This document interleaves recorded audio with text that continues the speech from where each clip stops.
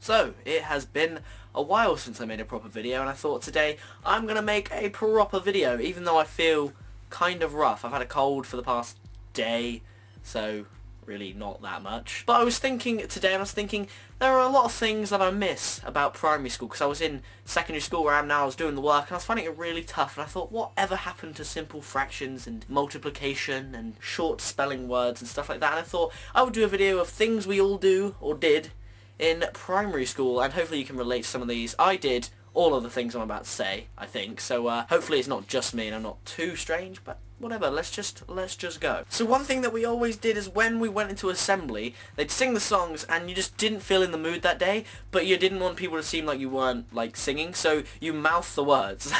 And the teachers knew. The teachers totally knew that you weren't singing, and your mates knew you weren't singing, but you just mouthed the words anyway, almost as like a sense of closure, so that you felt like you were singing the words. I don't know why we did it, but let's be honest, we did it. The next thing will be when you're having a test of some kind, a test that meant nothing, really. It was just a stupid little maths test or a spelling test, but you built up your pencil cases and books and stuff like the Great Wall of China around your test because people were looking at your answers and you didn't want them to see your answers because that would inevitably affect your life if they took your answer. So I'd just be sat here trying to spell suddenly, and then Tim breathes down my neck and tries to see how I'm spelling it. No, that's not allowed. So you put up a barrier so Tim can't see your answers. You get what I mean? Another thing is when you were playing Stuck in the Mud in PE or at break or lunch, because people used to actually play at break and lunch rather than do whatever the hell they wanted, you were always that one to just slowly unstick yourself. You get stuck, you stood there like this, you look really, really stupid, and then when they're not looking, you just kind of unstick yourself, and they don't remember, and you just keep running and act like nothing ever happened. You people that did that, you were crafty people. So about 8 to 10 years ago, Art Attack was a real good show, wasn't it? Everyone used to watch Art Attack. I watched a new episode of Art Attack recently, and it was actually, parts of it were alright, but the presenter was a bit, "Hi guys, let's do art now." But anyway, yeah, you'd watch Art Attack, and then you come to school and you think, oh, the school has PVA glue. I can make anything. I can build a house out of PVA glue. That's what Art Attack made you think. And then as soon as you come to do DT, it was called, Design Technology at school, you'd glue something on and then it just wouldn't work. The glue would be awful. You'd either have too much and it would just wiggle around and not stay down, or you wouldn't have enough and it would just break off. PVA glue. What a lie. I mean, obviously Art Attack, they're professional gluers, so they do it right. But it never worked for me. PVA glue was horrible, and then it dried on your hands. You had to have that annoying moment where you just peel it off. PVA glue gets me annoyed. So one day towards the end of term, you may be playing games and stuff because you don't really need to do lessons anymore, because let's be honest, what did you learn in primary school that really helped you in secondary school or something like that? But so you'd be playing games with the rest of the class and you decide to play Wink Murder, and then you're the lucky one who's chosen to be the detective, and then you walk out the room, you know, like you're cool because you're the detective and you're cool. Then you come back in after the murder's been chosen, there's those few kids just look at the murderer like, oh, won't tell him who you are, I'm not going to look at you, and then they just stare at you for the rest of the game. And then you walk in with your Sherlock Holmes attitude, coming in and you're just inspecting everyone. Before you even start the game, you give everyone a little once over to see who looks suspicious to be the murderer. Not that it makes a difference, because you never guess the right person anyway. Then you look at them and there's 2 people left and you've just failed. You're a failed detective. I actually remember doing this one once, is when you're chosen to give out the whiteboards and the pens, there's that one person you like a little bit less than everyone else, so you just find the pen that works the least and give them that one. It's not too horrible, it's just slightly annoying, you know? I can't have been the only one that's done that, surely, unless I'm just a person who doesn't like anyone, really.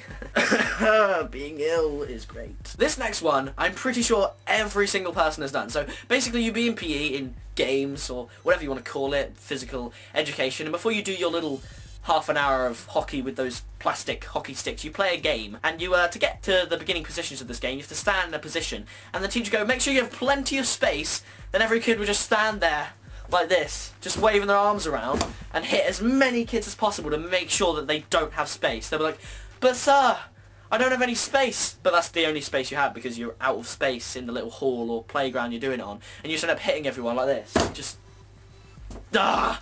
why did we do that? We were so cool. So I don't know if everyone would do this one, but when Bulldog got banned, do you remember that game we had to run from the side to the other side and not get caught, and sometimes you played rugby at the same time. But then when the teachers banned it, you sort of played it in code. You called it like it or a different game when really you were just playing the same game. But the teacher would be like, oh, what are you playing? And you'd be like, oh, we're playing Stuck in the Mud. And they wouldn't they wouldn't care, which is just stupid because you're doing the same exact thing. Now this one, every single teacher would be in a lesson, especially if they're a supply teacher. Supply teachers are the worst for this because they don't really have any teaching experience. They take all the cliches out of the book. So as soon as they see someone swinging on the back of their chair, they zone in on them like a hawk and have to tell them the story about how Johnny from 1965 swung off the back of his chair and broke his head off and died because he was swinging on his chair, when in reality no one's died swinging on the back of their chair. They've just hit the head. They kind of deserve it if you're doing it wrong. If you've got the talent for it like I have, when you're swinging as long as I have, you know to put a desk behind you so you don't fall. Just think about that. Another one for PE, when you gathered up those cones, you know, there's like little cone things, you know what I'm on about, and you just wear them on your head just for no reason. You think you're really cool. You have to make sure you do it when the teacher's not looking, because obviously it was a really hardcore thing to do. But you just wear them on your head and everyone thinks you're really cool. Or at least I thought I was cool. Another thing that happened in primary school is whenever you got hurt, you like cut your arm or made your nose bleed or something, no matter how severe the injury is, every teacher has the same answer. It's alright, just put a wet paper towel on it. That'll make it so much better. So many wet paper towels. And I just realised, as soon as you get out of primary school, you never see wet paper towels again. It's like a long distant memory that you never have to remember anymore. Now, I relate quite personally to this one because my last name is Barrett, which begins with B-A, as you probably already guessed. Whenever we did a register order activity, I was more than not at the front, depending on what class I was in. So that means whenever we had to walk somewhere as a class, I'd be the one to lead the class places. And you just feel really cool because, like, the lives of the students behind you are in your hands. If you walk the wrong way, they are following you the wrong way. You could just take them on a tour around the school and you just feel really, really cool. One thing, maybe not you did, but at least someone did. Whenever you go on a school trip and you're on a bus and you're either just leaving school or you're just getting back to school, there's that one kid, at least, who points and goes, "There's my house. We just passed my house," or, "Oh, there's my nan's house. We should go pop in." Great. We passed your house. That's brilliant. I'm probably just saying this because I never had the joy of that feeling of passing your own house. Just shut up. One other thing is that when you were working and you knew it was going to go on display, you tried to make it really, really neat, but you didn't want it to look like false neatness, if you get what I mean. So if you're writing, you don't want to write on lined paper. No. You write on plain paper and clip lined paper behind it so your writing looks really good. It's nice and straight lines on the plain paper, and then you put it on the wall and it just... Pure brilliance, that is. And this final one, you all know what I'm talking about, is when you're in ICT, that rubbish ICT lesson where you basically did nothing, and you find the website that isn't filtered. Oh, wait, not done yet. And the website has games on it. Actual decent games on it. Mind you, I still do that now. I did that at school today.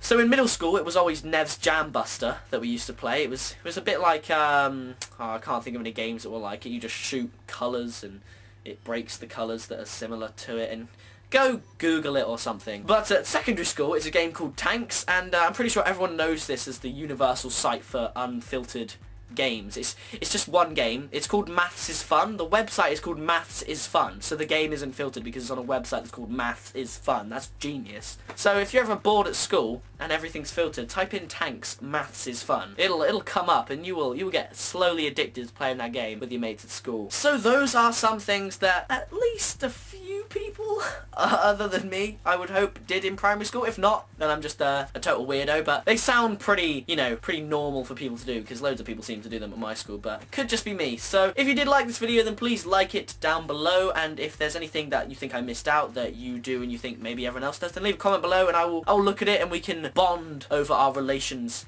about school. And if you are new to this place, then why not subscribe to see when I make a new video. Yeah, that's pretty much all I gotta say. I make new videos whenever I feel like it. Thanks for watching. Oh yeah, I'm in a posh shirt because sixth form. Can't be bothered to get changed, and I'm running out of daylight very swiftly. It was the wrong time to start vlogging. Maybe March would have been a good time. I don't know. Thank you for watching.